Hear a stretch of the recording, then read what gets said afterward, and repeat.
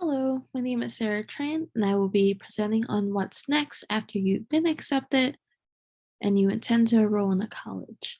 Later on in the presentation, I will be talking about building your career portfolio. This consists of your resume, applying the jobs, your LinkedIn profile, and the interview.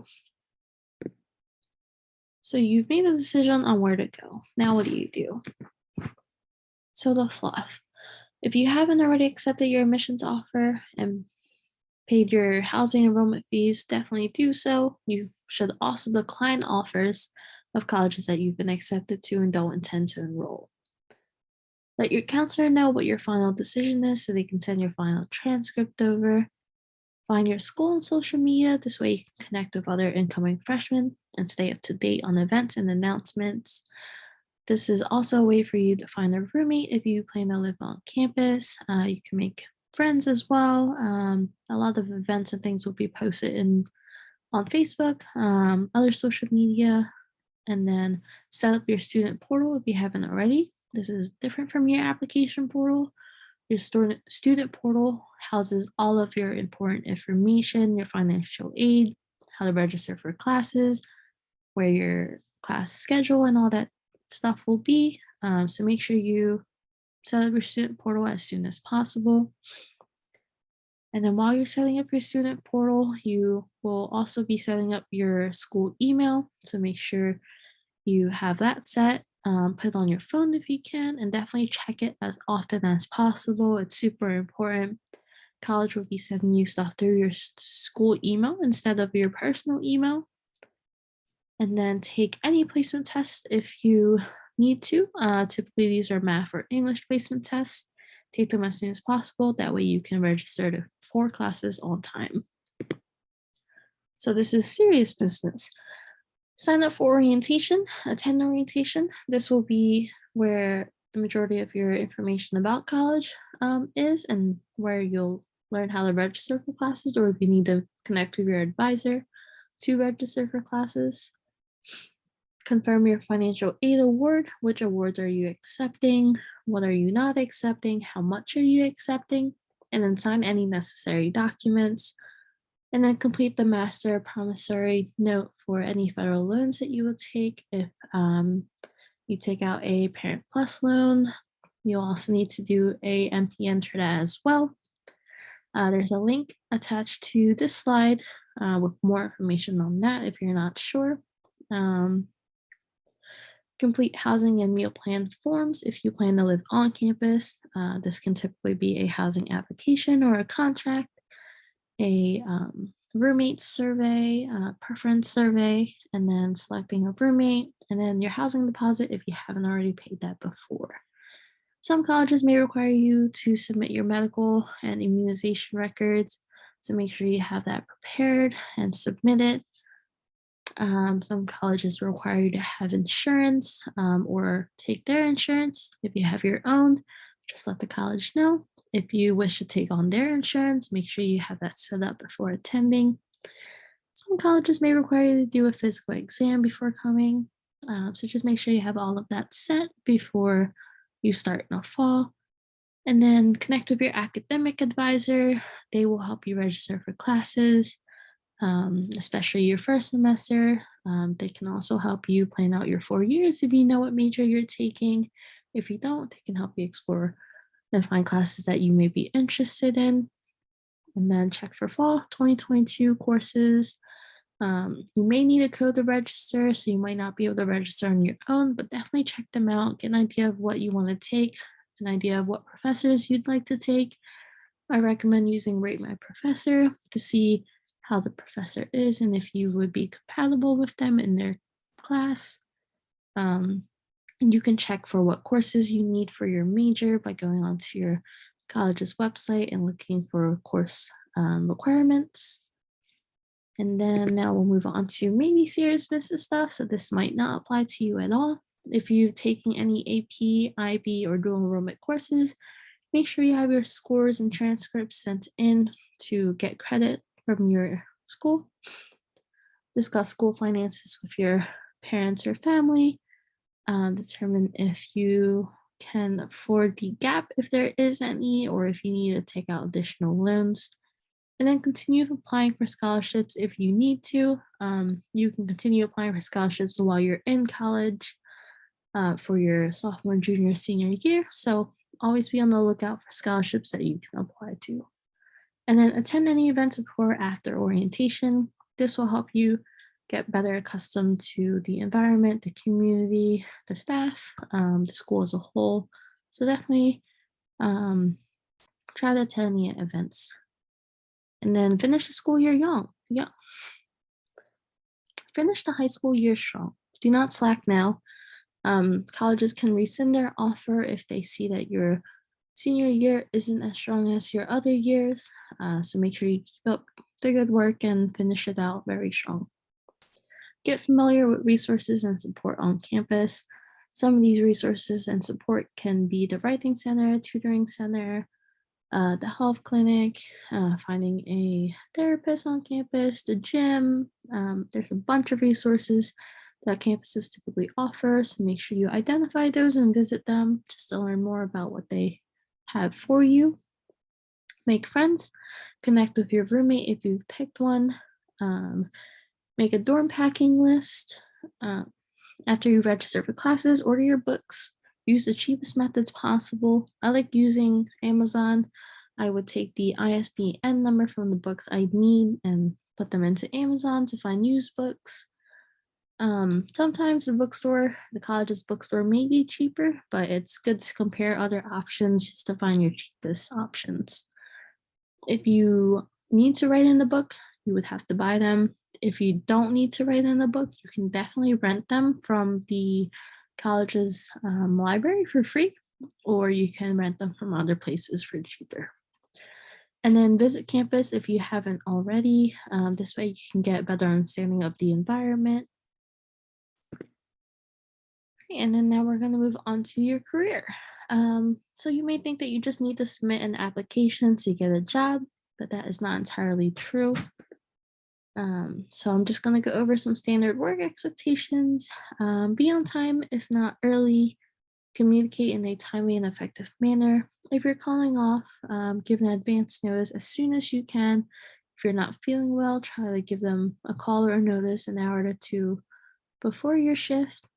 If you have a delay in task, if you're overwhelmed, or if you are stuck, make sure you clearly communicate that with your supervisor to get it sorted out before it's too late. And then some things to look out for when you are looking for a job after college. Paid time off, vacation days, and sick days. These are allocated amounts that you would have for the year.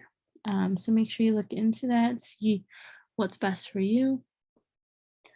Holidays, do you have to work during holidays? If you do you get paid time and a half for working, or if you have off on holidays? Is there a uniform or dress code? Who are you reporting to? Other benefits they may have, like healthcare, time off, a 401k, and the schedule. Are you able to pick your schedule or change them later? And then speaking of schedule, see what schedule are available and what you would prefer. There's first shift, second shift, and third shift. First is your typical 8 to 4. Second is the afternoon to night. And then third shift is midnight to morning. So look into what works best for you. And yeah. Job applications. They'll require your basic information like your date of birth, address, and contact info. Some will ask when you expect to start or when you can start. Some will have short questions for you to reply, like why do you qualify? What are your relevant experiences? And then your references. Try to have references that may be relevant to the job, if not your most recent ones. And then where to apply. LinkedIn is a great place to connect with alumni or people who've graduated from your high school, college, have worked at the same places that you've worked at. You can find connections through them. You can even find internships through them. And then Indeed.com. I love Indeed.com. It's very simple to use. You can put all of your experiences on there. and submit multiple applications. There's a lot of filters that you can use. And then Google, similarly, you can just Google remote jobs near me and then filter out your preferences, and then it'll send you or take you to a link for you to apply to those jobs. And then if there's a company you really like you want to work at Google, go into Google, look for their career or employment opportunities, or Google Google careers available or Google employment opportunities, and they'll take you to a link with jobs available. If you don't see any, it doesn't hurt to give them a call or email them to see if there's anything available or if anything can be created. Like if you want to intern at the job, definitely see if that is an opportunity. Now for your resume, find a template or use what I have. I'll attach it to this presentation as well. The education section, if your GPA is over 3.0, definitely include it. If not, you do not have to. List a relevant work or volunteer experience first.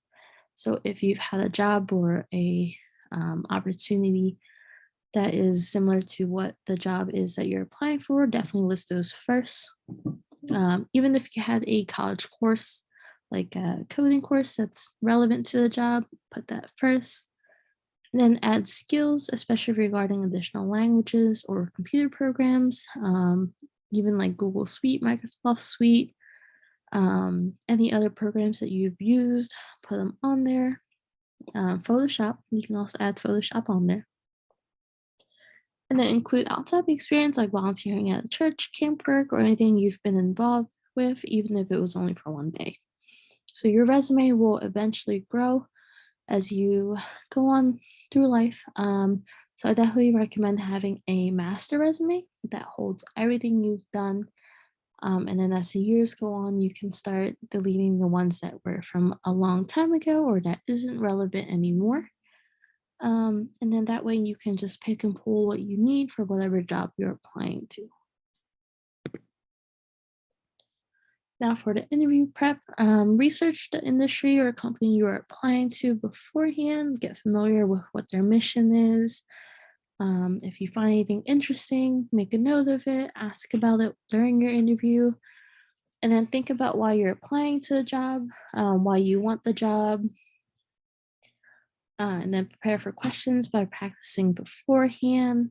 You can Google questions, like interview questions to practice, and then prepare questions for the interviewer at the end of your interview.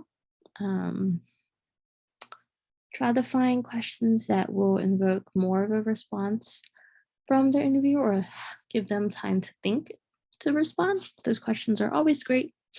And then practice good body language, communication skills, and eye contact, especially if you're doing an interview in person. It's good to have like one of your family members or friends to help you with this.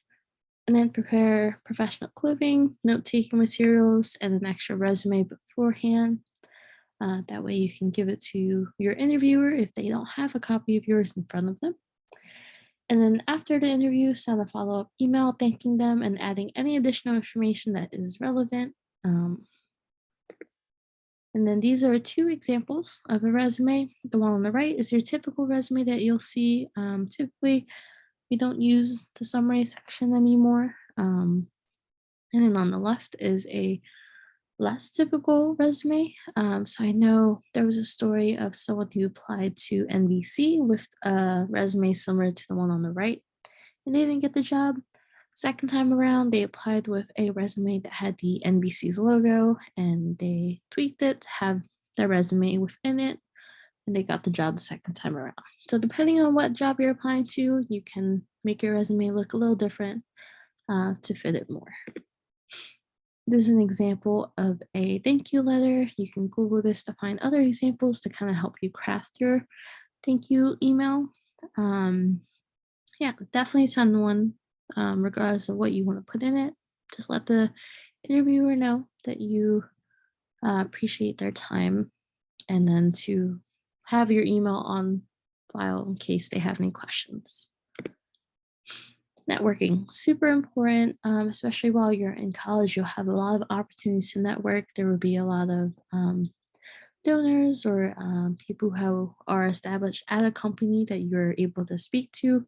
So be ready to market yourself to people you meet naturally. So kind of find a way to say what you're interested in, what kind of career you want to pursue, what you are doing to work towards it. Find something that stands out so they can remember you and refer back to you later if something comes up. And then follow up with the people you've met, especially if you're interested in their company. Email them, connect with them on social media, call them, schedule a meeting, just follow up with them and keep that connection going. Make sure you ask questions. Even if you're not interested, you can ask questions and learn more, practice your communication skills and networking skills, and then utilize social media and maintain your social media persona, especially LinkedIn. That can be really helpful later on. Here's an example of a LinkedIn profile. This person has a branded background photo, professional headshots, very important.